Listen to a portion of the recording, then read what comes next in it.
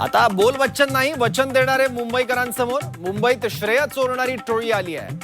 दाणापाणीवाल्यांना जागा दाखवायची आहे. वरळीत महायुतीच्या मेळाव्यात फडणवीसांचा ठाकरेंवर हल्लाबोल. जनतेनं बँड वाजवल्यावर ब्रँडची आठवण आली. बकासुराच्या तावडीतून मुंबई सोडवायची आहे. एकनाथ शिंदेंचा उद्धव ठाकरेंवर हल्लाबोल. उभ्या आयुष्यात अशी निवडणूक पाहिली नाही. 65 उमेदवार बिनविरोध हे पहिल्यांदाच बघतोय. बिनविरोध निवडणुकीवर राज ठाकरेंचं वक्तव्य.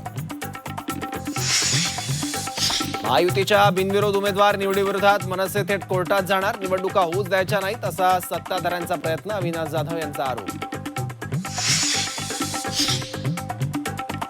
महायुतीचे 60 ते 70 उमेदवार कुठल्या कर्तृत्वावर निवडून येतात. तपास यंत्रणांचा दबाव, पैशांचा वापर करून विरोधकांना माघार घ्यायला लावली.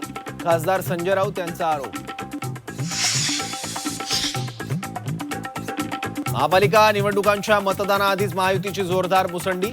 महायुतीचे तब्बल 70 उमेदवार बिनविरोध. भाजपचे सर्वाधिक 44, शिवसेनेचे 22 तर राष्ट्रवादीचे 2 उमेदवार विजयी. दोन्ही राष्ट्रवादी एकत्र येण्याबाबत अजित पवारांचे संकेत. पिंपरीतील पत्रकार परिषदेत अजित पवारांना विचारणा. अजित पवार म्हणाले, तुमच्या तोंडात साखर पडो. दादांच्या विधानानं चर्चांना उधाण.